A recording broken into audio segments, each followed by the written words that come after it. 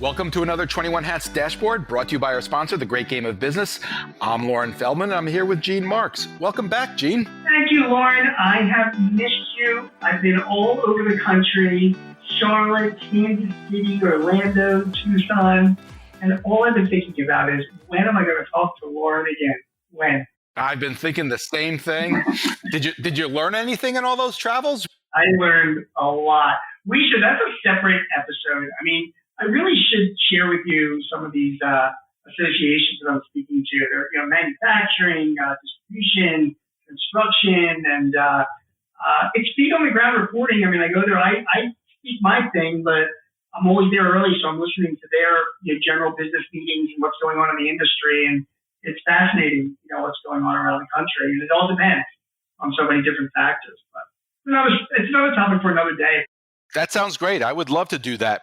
But for today, Gene, you wrote a piece recently about something called Apex Accelerators, a little-known program within the Department of Defense that helps small businesses pursue government contracts, and not just within the Pentagon, and not just within the federal government.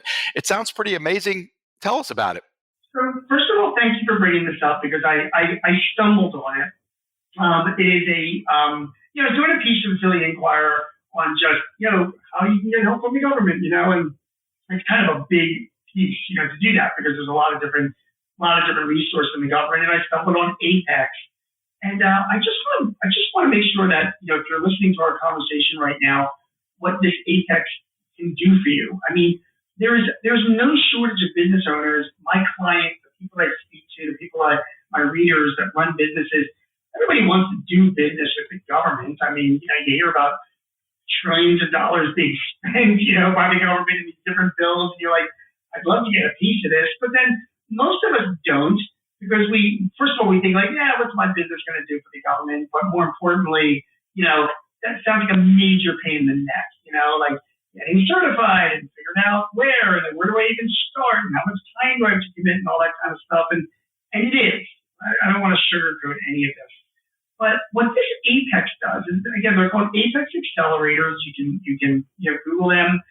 They have, I forget how many, 100 locations around the country, something like that.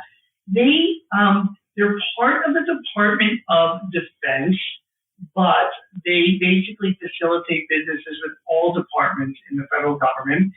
And if you are just looking to do business with the government, start with them.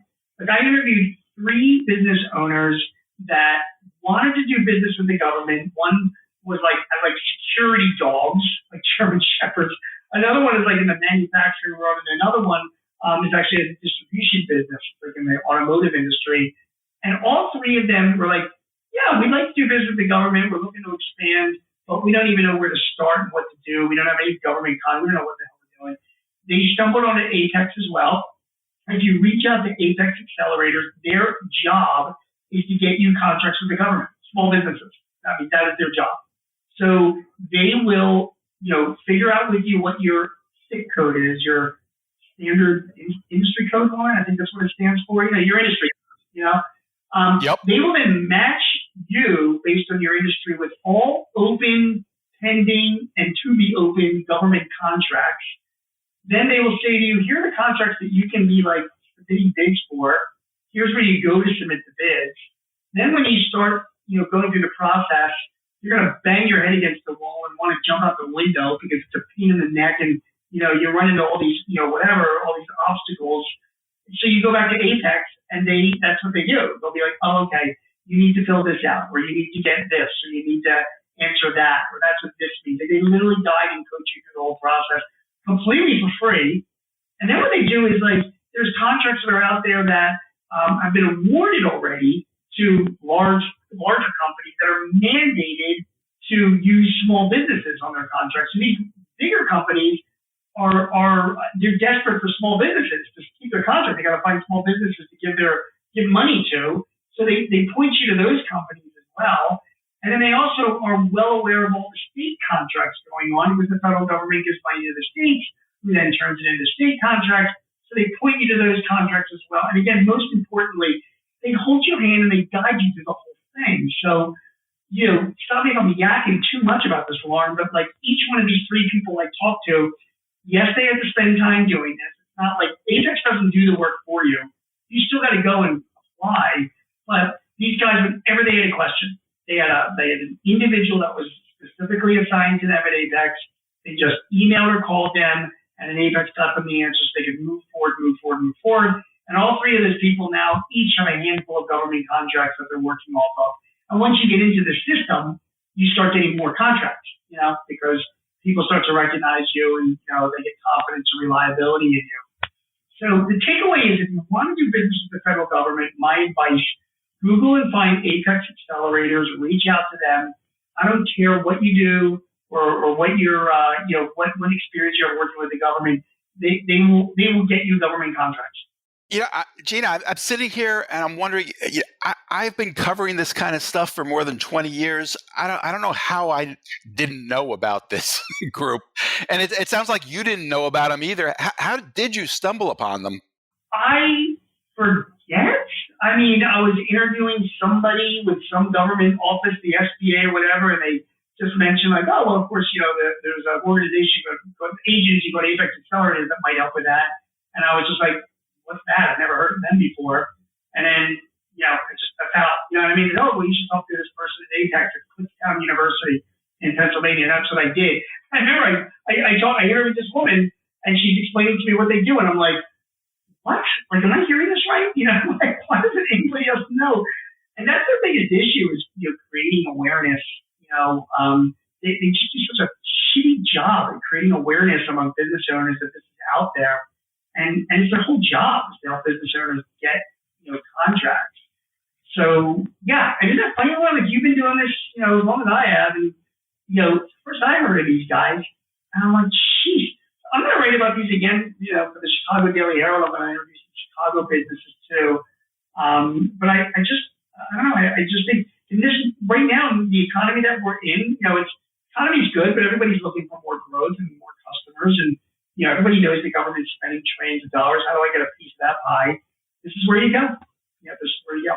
It's amazing. You kind of suggested that almost any business could find value going there. I mean, are there any limits to that? Is there anybody you would say don't bother to, or should everybody check? I thought you were going to ask me like, well, what about you, Gene? You just said any business. That was my next question, Gene. Go ahead. Yeah. What about you? I don't think so, but I should try. We sell CRM software, and I think I'm being ignorant. I think if I actually went to Apex myself, and I should, and maybe I will when I do this next go around to Chicago, Warren, and just ask the woman at Kutztown University for the Apex location there. We sell CRM software like Salesforce and Zillow. Is there anybody in the government that would want that? There probably is. They're right? The government's, endless. And maybe there's agencies and organizations that could use a good CRM software. And I'm like being super ignorant. Like all I'm doing is I'm being a reporter here and talking about other companies when my own company could do this. And it would make a great story. So that's what I thought you were going to ask me. And I think you alluded to it anyway. I was going to. And I do think you should do it because no matter what, I think it will help your story. I think you'll learn something. I agree. I might take that angle for the next time I write about it because I'm going to write about it more than once. And it's also funny, Lauren, don't you think, how all these companies, the three businesses that I interviewed, they tended to lean a little bit to the right, these business owners, and government, wasteful government spending all this money. They're happy to, hold up their hands and take the contracts, And that's exactly what you do when you're a business. I mean, you put politics aside and you're just like, listen, I don't agree with all this, the spending bill or this whatever, but it's out there, it's been legislated, and I've got employees to worry about in the livelihood, so I might as well take part in it. And that's what they do. It's amazing. Well, I'll be looking forward to that next story as well, and I want to hear what happens if they have something for you to do. Maybe 21 Hats could get a contract too. I promise you I will do that. When I write this next one and I speak to the next Apex representative, I'm going to go down that road for my own company. Only because I make this, the assertion in the article that any company can do this. The federal government can use it because that's what they say to me. Like, there's not a business that couldn't benefit from this. And I'm like, all right, well, let me challenge that because like, we sell CRM software. You really tell me that the government can use this, and we'll see if what they're saying is true. I love it. All right. So next topic. I don't know what it is. Maybe it's because you've been away. I've been hearing from lots of my listeners how much they love hearing me talk to you and how much they appreciate the stuff you share with them. And I think this story about Apex Accelerators is a perfect example of that. I don't know where else somebody's going to find something like this out. But next story, you wrote recently about how inflation is still a problem for businesses. Tell us about that. Yeah, like I said, I would love to share with you what I speak about when I go to these different associations. But one of the things I do speak about is exactly what I wrote about this past week in The Guardian, which is inflation. Because every industry that I go to, Lauren, you read the news that inflation is down and it's around 3%, and it's getting to be under control. Which it is. Yeah, which it is. And I mean, it kicked up a little last month, but that's not that big a deal. And certainly, compared to what it was before. But I would get laughed out of the room if I were to just say that to a bunch of business owners in the manufacturing industry or in the distribution industry or in construction. Laughed out of the room. And the reason why is because although you see like the CPI, core consumer prices are around that 3% level, when you compare costs for all these different industries compared to 2 and 3 years ago. And by the way, I think this is going to be just a huge thing that's underlying, I believe, why people have a disapproval of Biden's handling of the economy. I mean, the economy is doing great. I think, growth has been fine. Unemployment is so low. And yet, we read poll after poll that people are dissatisfied with the economy. And, inflation it's because people are paying a lot more at the grocery store or the supermarket than they were a couple of years ago. And when you talk to business owners, and I gave a bunch of examples in The Guardian column. I mean, the cost of plastics and resins are up 24% compared to a couple of years ago, and industrial gases are in the 20s, and oil and grease for your machines are like 35% more, industrial chemicals 18%. I mean, I can go on and on. Construction materials are up 30% overall than they were since the last inauguration. It's just been building and building and building, and it's not like it's plateaued or it's coming down. So now I go to these industry groups, and I'm like, they're looking at me, they're like, we're dealing with like significantly higher costs than we did 2-3 years ago, and we're trying to get our arms around that. There's only so much we can raise prices. So where else is it going to come from other than our profits and our margins? And that is one of the biggest issues that's facing businesses, particularly small businesses. And listen, when you look at surveys, both the U.S. Chamber, the NFIB, they have the surveys about how business sentiment is going. And, the National Federation of Independent Business Sentiment Survey, and by the way, they lean to the right, so you got to take that with a grain of salt too. But, they've shown like, you think about like a 12-year low, small business confidence, and the number one issue is inflation. And people in the media are like, what do you mean inflation is? Inflation's down to 3%. What are you guys, whining about? It's not the year-to-year average. It's just how fast and how significantly these prices increased over just the past 2 to 3 years. You know what I mean? That's what I'm seeing out there, and that's what I wrote about in The Guardian. So, I think all of that is certainly true. I did feel as though you could have put in some other information in the piece. Like what? Well, I was surprised by one thing. I mean, you did highlight the consumer price index, which the most recent month, it did come in higher than expected. And, we had been getting used to it falling, and that was a bit of a shock.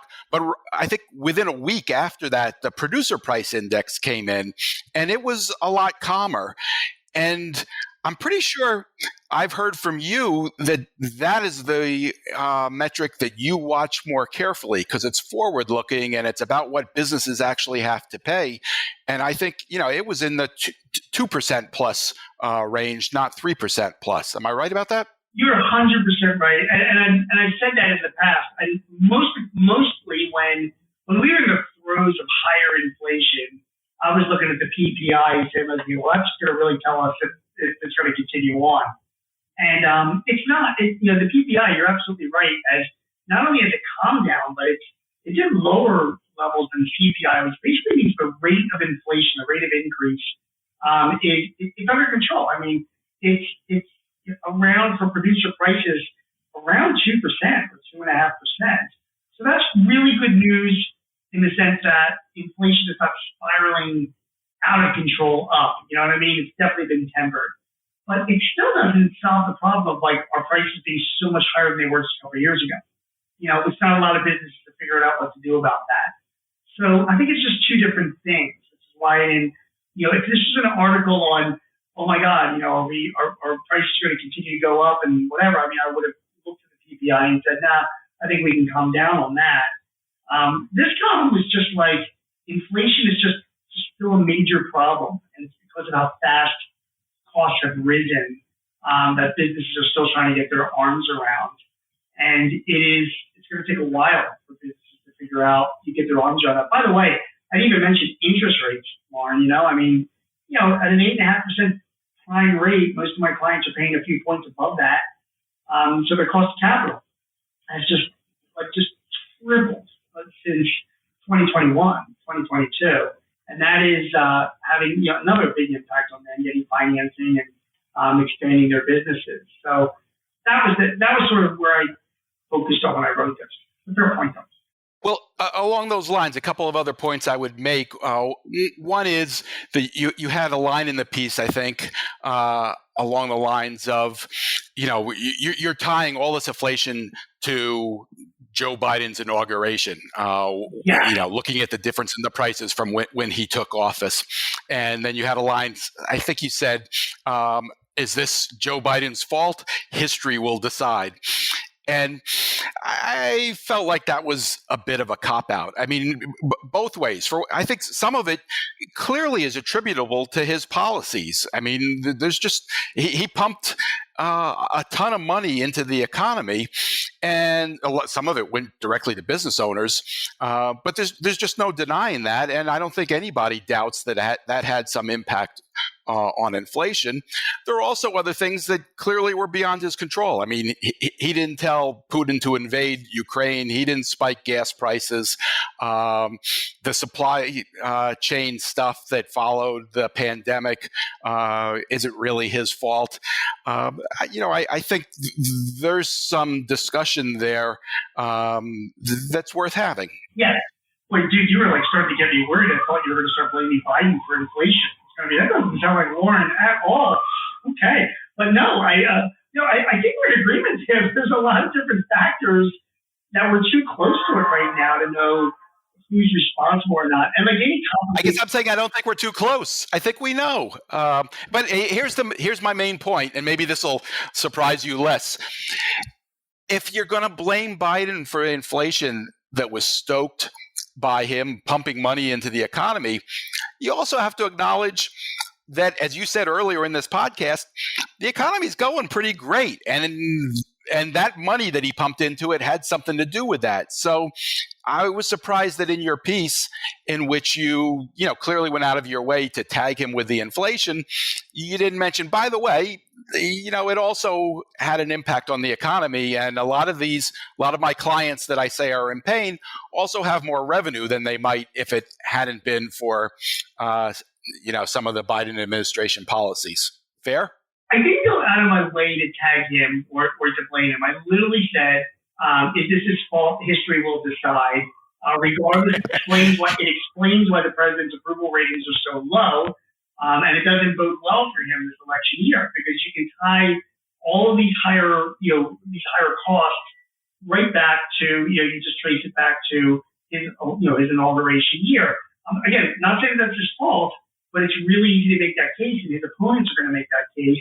And it doesn't bode well for him because he's going to have a fight on his hands to explain why it's not his fault or why he wasn't, responsible or completely responsible for all of this.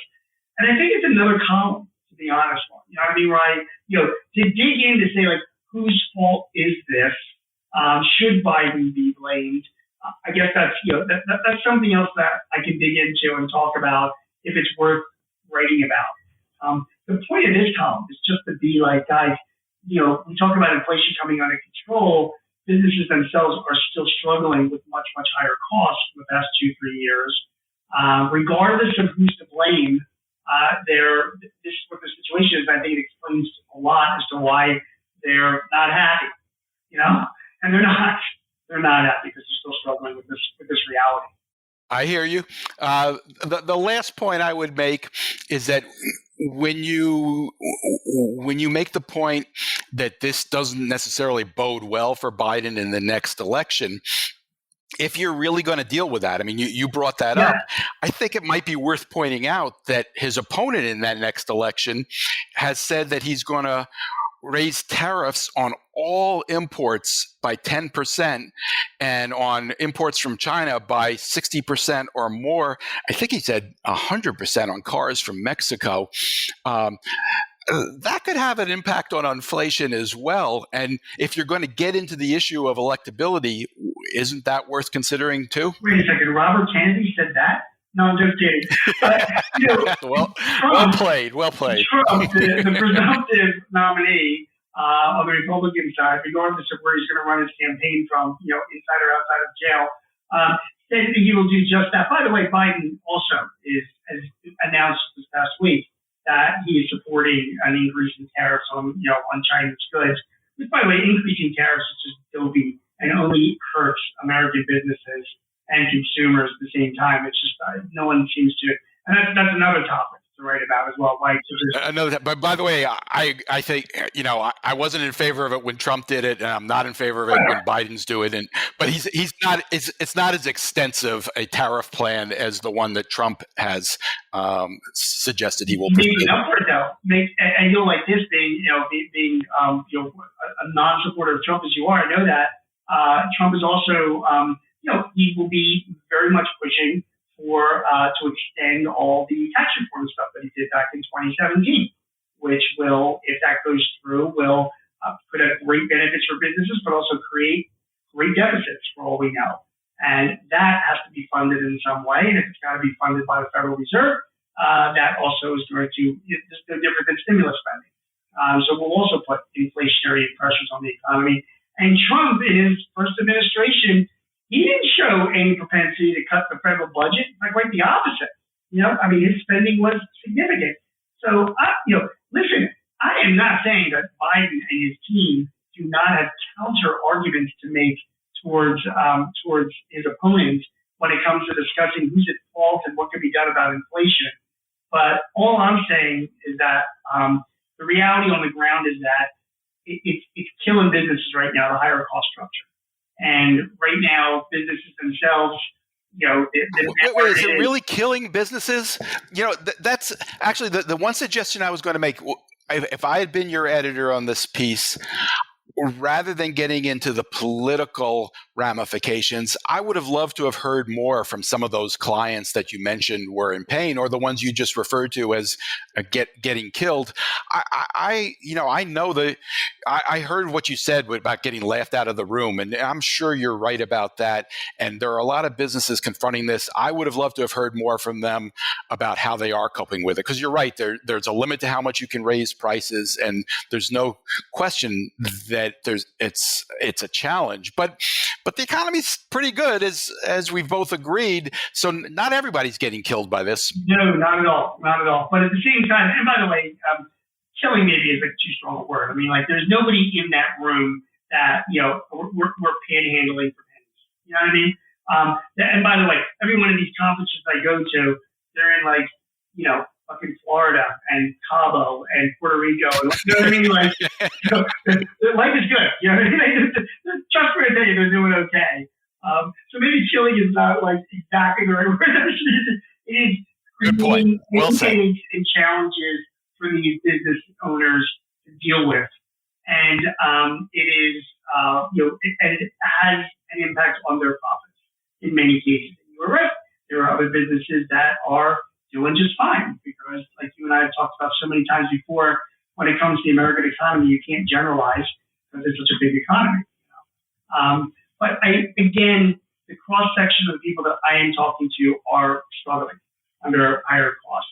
And by the way, they can raise prices to the extent that they can. There's limits to that. These are smart people. So they're doing stuff. Some of them are doing shrinkflation, 2 meatballs of my spaghetti instead of 3 when I go out to the restaurant, or they're investing in, technology, or they're learning how to do more with less people, or they're diversifying their supply chain that much more. And now they're being pushed to look for suppliers in India and Indonesia and Mexico, whereas a few years ago, maybe they didn't have that kind of incentive. So they're not just sitting there with their thumbs up their butts, they're moving and they're doing stuff, but they're being challenged. They really are. Well, the good news is you have plenty more to write about, and I got plenty more to highlight in the morning report and plenty more for us to talk about in future dashboards. Agreed. Gene Marks is a CPA who writes weekly on small business for The Guardian, The Hill, The Philadelphia Inquirer, The Washington Times, The Chicago Daily Herald, Forbes, and Entrepreneur. You can also hear him on ABC Radio's Eye on the World with John Batchelor. Gene hosts 2 small business podcasts with Paychex Corporation and The Hartford.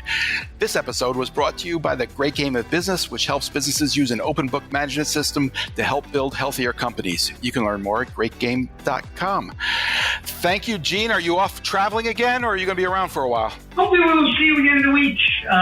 Traveling is lightening up a little bit before it speeds up again. But I look forward to back and talking more topics with you, my friend. Sounds great. I will look forward to that. Have a great week, everyone.